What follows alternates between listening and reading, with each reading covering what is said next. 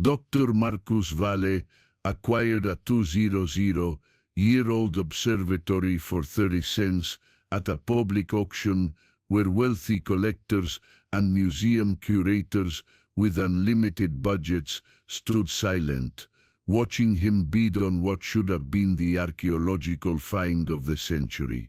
But nobody else raised their hand, and what Marcus thought was the deal of a lifetime turned out to be a death sentence wrapped in ancient stone and hidden star maps worth $75 million. The county courthouse steps in Millbrook, Vermont, buzzed with an unusual crowd for a Tuesday morning estate auction.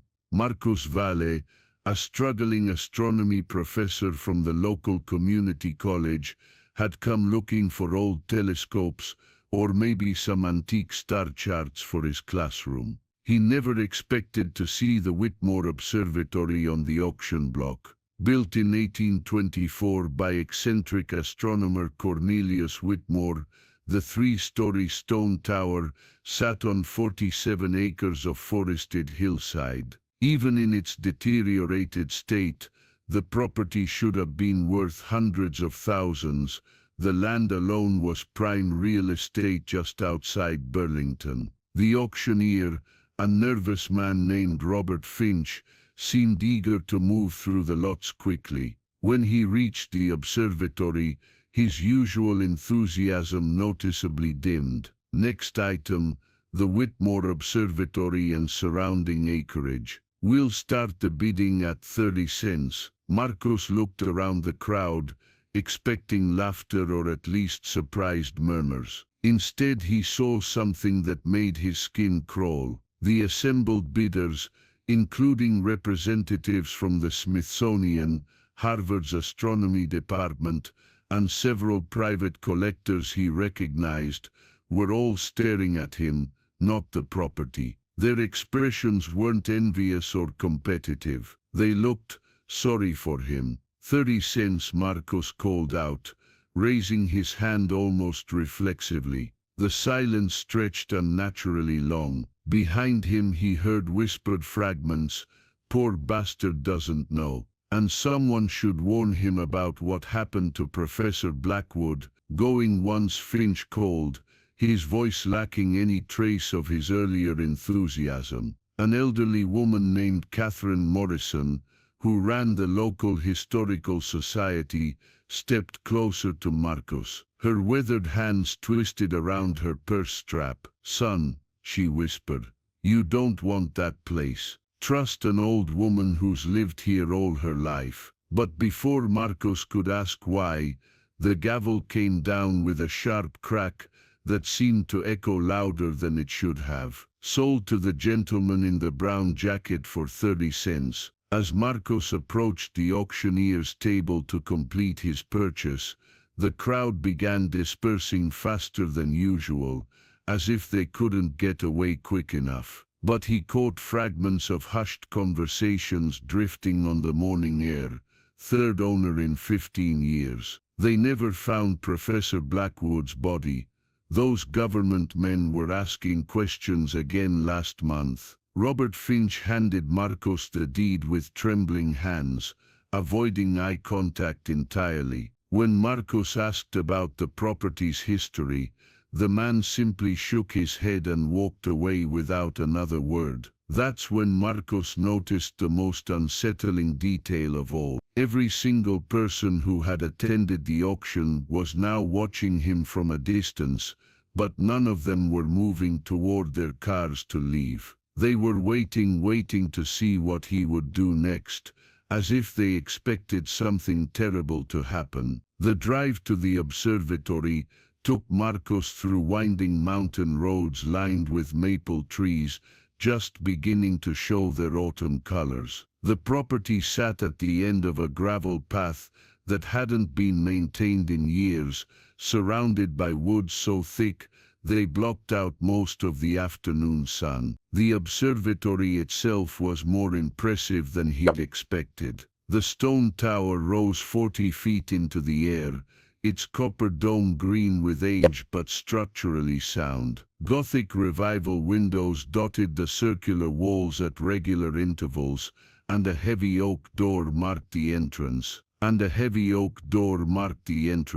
Marcos tied his car keys around his belt loop and approached the building. The door handle turned easily, too easily for a structure that had supposedly been abandoned for years. Someone had been maintaining the locks. Inside, dust motes danced in shafts of light streaming through tall windows. The ground floor contained what had once been a library, with empty shelves lining the walls and a massive fireplace dominating one corner. A spiral staircase wound upward toward the observation deck, but it was the floor that caught his attention first. In the center of the circular room, the wooden planks were arranged differently than the rest. Not damaged or rotted, but deliberately cut and fitted to create what looked like a perfect circle, as if someone had built a hidden chamber beneath, then sealed it permanently shut. Marcos knelt and examined the seams. They had been filled with some kind of dark wax or resin that had hardened over time. Someone had gone to considerable trouble to ensure this section of floor would never be opened again. A shadow passed across one of the upper windows. Marcos looked up to see a figure standing among the trees about 50 yards away, partially concealed behind a massive oak. Even at this distance he could tell the person was deliberately staying hidden, using the forest for cover. When their eyes met through the dusty glass, the figure immediately melted back into the woods, but not before Marcos caught a glimpse of something that made his blood run cold. The distinctive khaki uniform of a National Park Service ranger. Except the Whitmore Observatory wasn't on federal land. It was private property. His property as of 3 hours ago. Someone had been watching the observatory, probably for years. The question was why? What lay beneath those sealed floorboards that was worth such careful monitoring? And more importantly, what would happen now that someone had finally bought the place and discovered their secret? Marcos spent the remainder of the afternoon exploring every inch of the observatory. The second floor had once housed living quarters, a small bedroom, kitchen and study that suggested Cornelius Whitmore had lived here full-time. The third floor contained the actual observation deck, with a magnificent brass telescope still pointed toward the southern sky. But it was what he found in Whitmore's old desk that made everything click into place. Hidden in a secret drawer behind the main compartment was a leather journal, its pages yellow with age but still legible. The entries, written in Whitmore's careful handwriting, told an incredible story. September 15th, 1847. The calculations are complete. The ancient maps were correct. The star positions recorded by the Mayan astronomers are not just accurate, they reveal celestial events that won't occur again for another 500 years. If my translations are right, these documents could revolutionize our understanding of pre-Columbian astronomy. October 3, 1847. I've hidden the complete collection in the chamber beneath the observatory floor. 12 original Mayan codices, star charts that predate any known European astronomical records, and my translations proving their accuracy. The implications are staggering. These documents prove sophisticated astronomical knowledge existed in the Americas centuries before Columbus. October 20th, 1847. Men came asking questions today. They claimed to represent the university, but I recognized one of them from the territorial government. Word has leaked about my discovery. I fear they mean to confiscate the codices and claim credit for the find. I've sealed the chamber permanently. Let future generations decide what to do with such knowledge. The final entry was dated October 25, 1847, the day before Cornelius Whitmore mysteriously disappeared, according to local records Marcos had researched. Marcos sat in the growing darkness, Whitmore's journal in his hands, understanding finally why nobody had bid against him at the auction.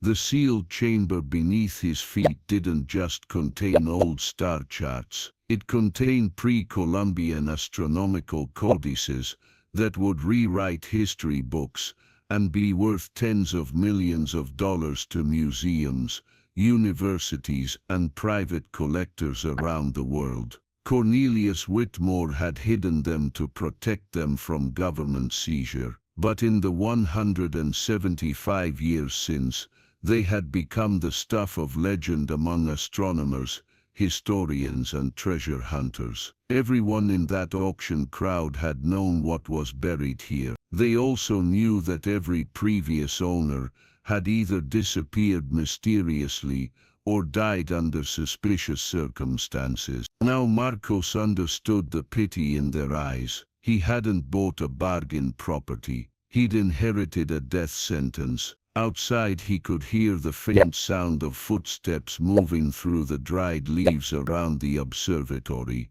Multiple sets of footsteps, approaching from different directions. The watchers were closing in. As Marcos extinguished the oil lamp he'd found and used for reading, plunging the observatory into darkness, he realized his biggest mistake hadn't been buying the property for 30 cents. It had been assuming he was the only one who knew what was hidden beneath those sealed floorboards. Through the windows, he could see flashlight beams moving through the forest, systematically searching the area around the observatory. Professional, coordinated, patient-like people who had done this before. People who had been waiting 15 years for someone foolish enough to legally purchase the property and give them the excuse they needed to finally retrieve what Cornelius Whitmore had hidden. The question was,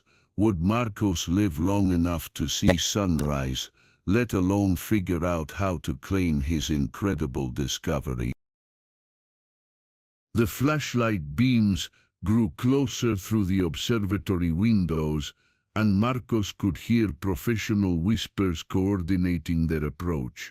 At least 6 people were surrounding the building, moving with military precision. The front door rattled as someone tested the lock, followed by the distinctive sound of metal tools. These weren't casual intruders. They had come prepared for a break-in. 3 figures entered, their flashlights cutting through the darkness.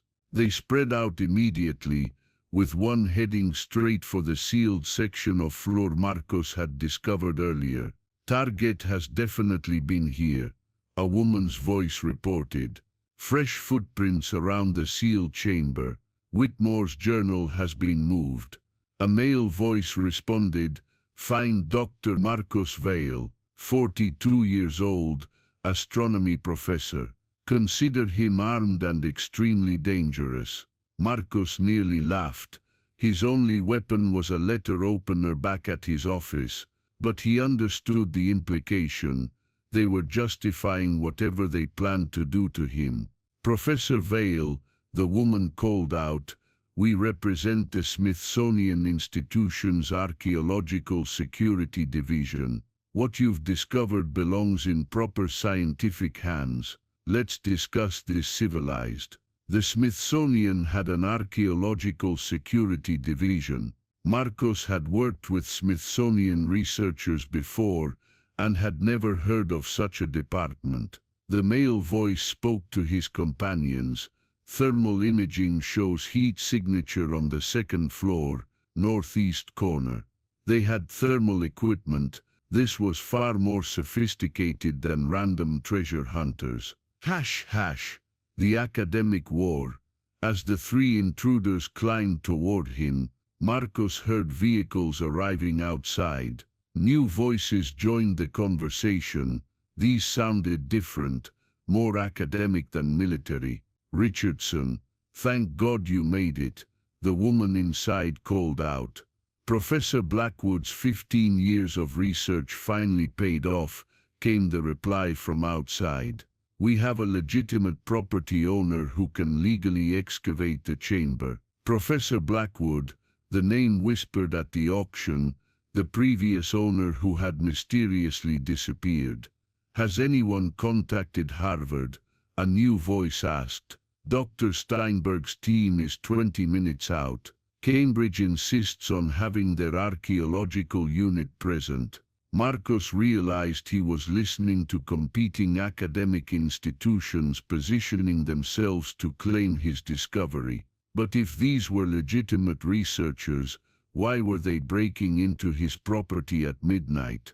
The sound of helicopters answered his question. Through the window, he could see aircraft landing with searchlights, bearing insignia he didn't recognize.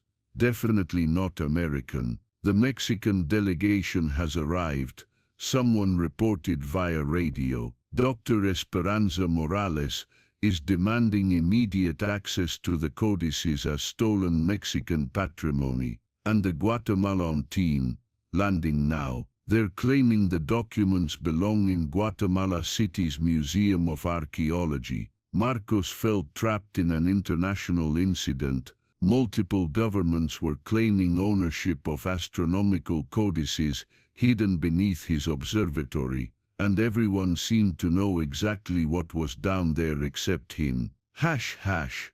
The government handler, a new voice echoed up the staircase, older, authoritative, with a southern accent. Agent Morrison, situation report. The woman snapped to attention. Deputy Director Walsh, subject contained on second floor. International delegations arrived on schedule, ready to proceed with excavation.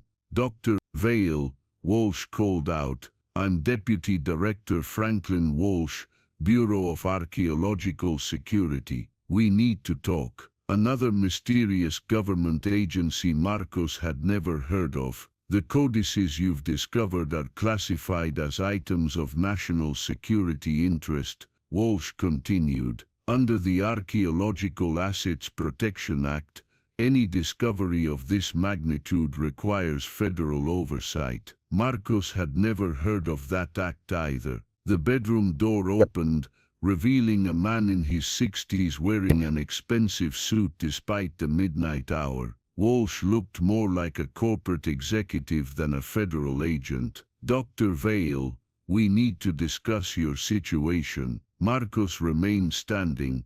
I want to see real identification. Walsh produced an FBI-looking wallet, but the agency read Archaeological Security Division from a classified operations directorate. We were established in 1952 to protect archaeological discoveries affecting national security, Walsh explained. Most of our work prevents foreign governments from claiming American artifacts. What does Mayan astronomy have to do with national security? Everything. When those calculations predict natural disasters that haven't been publicly disclosed. Walsh gestured toward the helicopters outside. Dr. Morales believes your codices predict a solar event in 18 months, something that could disrupt global communications and power grids for weeks. Marcos felt his stomach drop.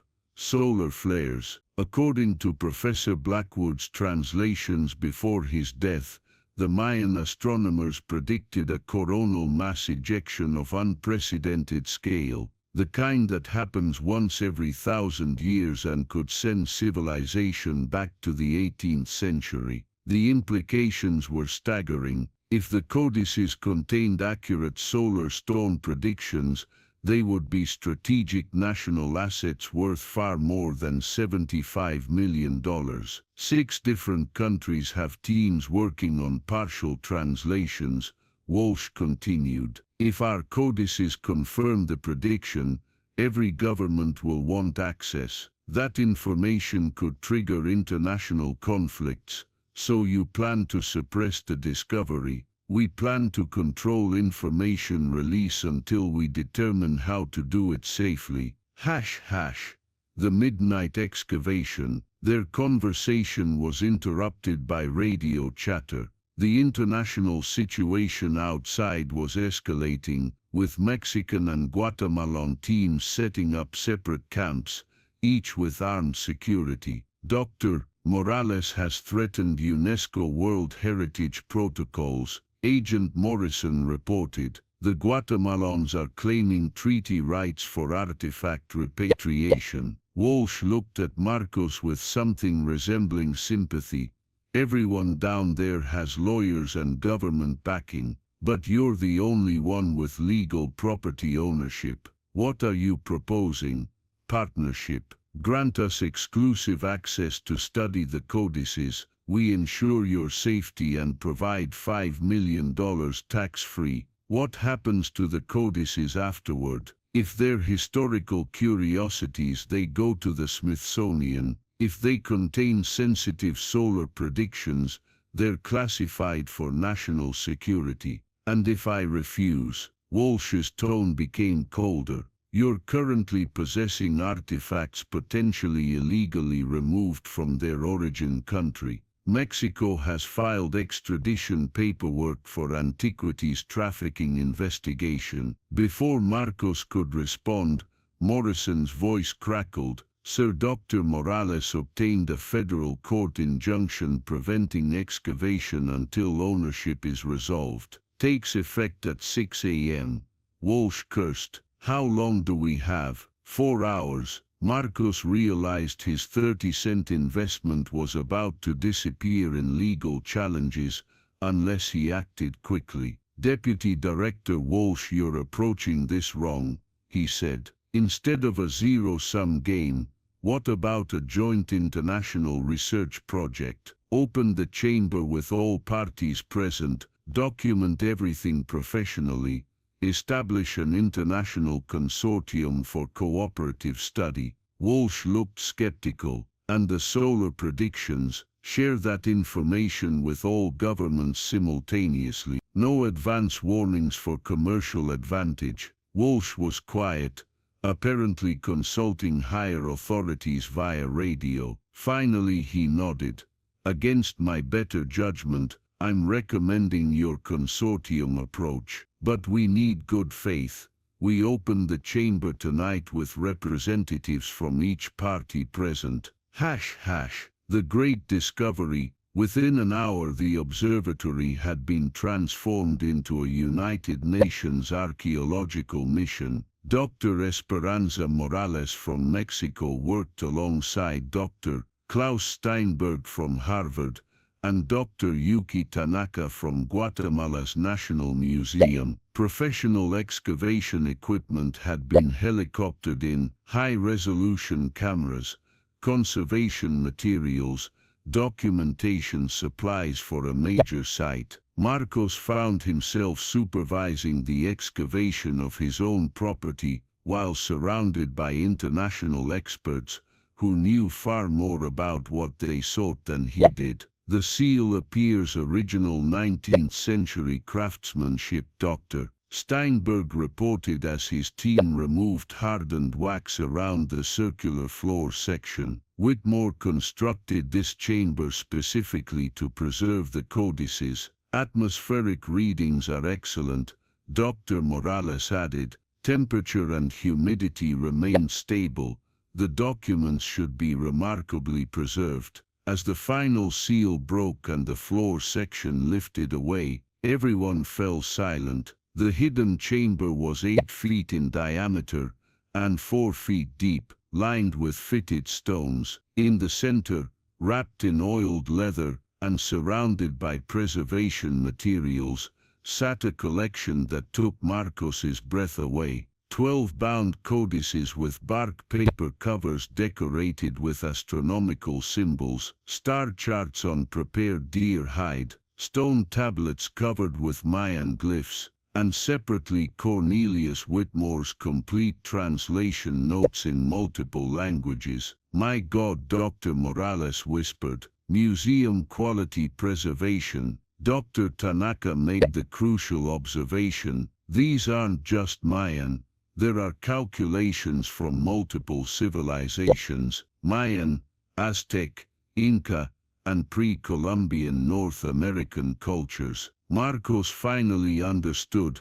This represents ancient American astronomical knowledge from across the continent, a sophisticated network of indigenous astronomers sharing information centuries before European contact. The solar revelation. As experts examined the documents using Whitmore's translations, the true significance became clear. Here Dr. Morales said, pointing to detailed calculations, this predicts the Great Fire in the Sky, a massive solar event during the year when the Jaguar star returns to the Serpent House. Dr. Steinberg consulted astronomical software based on their celestial markers. That's approximately 8. How accurate are their other predictions? Walsh asked. Dr. Tanaka cross-referenced with known solar events. Extraordinarily accurate, they correctly predicted the major storms of 1859 and 1921. But this predicted event is different, Dr. Morales continued. The intensity suggests a coronal mass ejection several times larger than anything in recorded history. The implications were staggering: global communications disruption, satellite damage, power grid failures. Modern civilization was completely unprepared. There's more, Dr. Steinberg said. They don't just predict when it will occur, they calculate exactly which Earth regions will be most affected based on planetary alignment and magnetic orientation.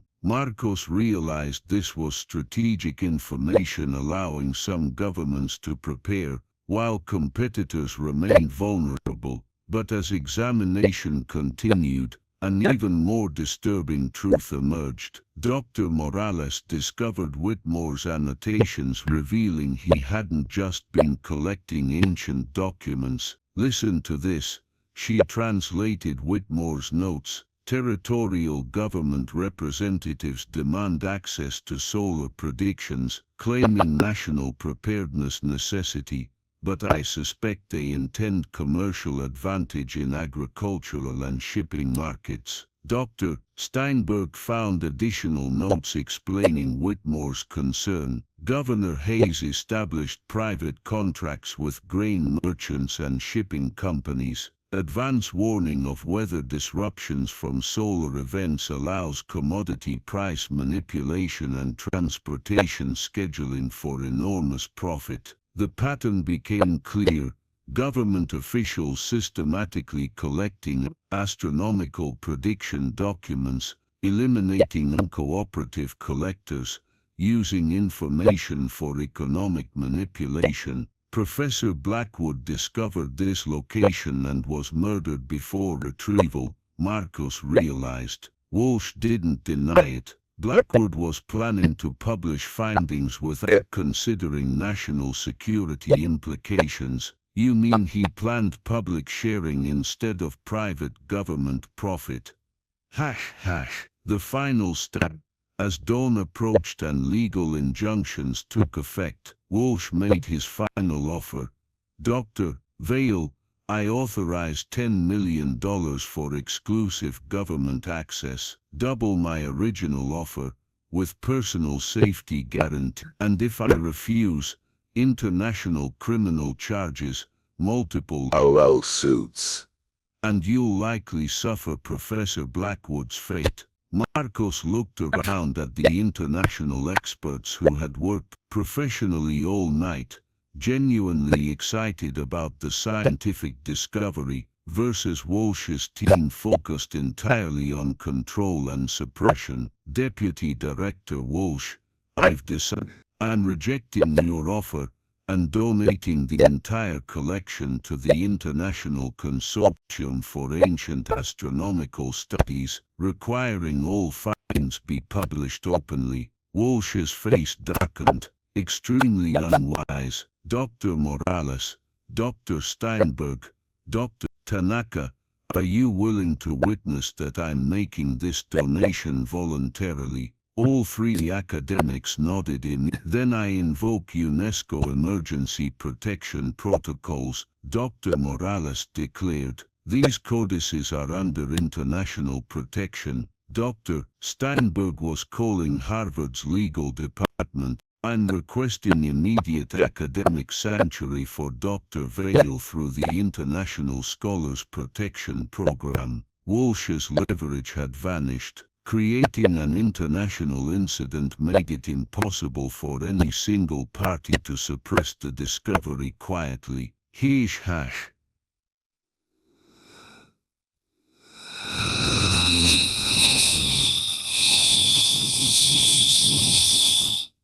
Hash hash. Resolution and victory. The standoff ended with lawyers, lots of them. By sunrise, the observatory had become the center of an international legal battle involving 5 governments, 3 universities, 2 UN agencies, and countless attorneys. But the international visibility made government suppression politically impossible. Within a week, the story was front-page news worldwide. The discovery of intact pre-Columbian solar predictions and sophisticated inter-tribal knowledge networks captured public imagination. Marcos found himself testifying before Congress, consulting with NASA about space weather preparedness, and lecturing about ancient astronomy's modern applications. The solar prediction proved accurate. 18 months later,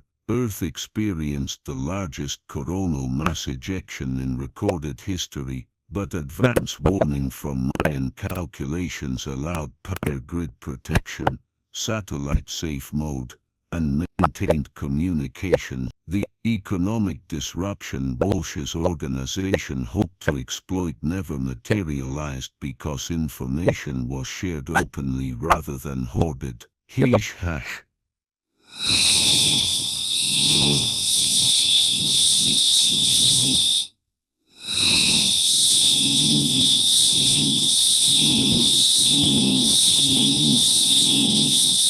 The hidden chamber now housed a conservation laboratory, and the observation deck featured modern telescopes verifying ancient calculations. He often reflected on that courthouse moment when he bid 30 cents for priceless property. He'd thought he was buying a bargain real estate deal.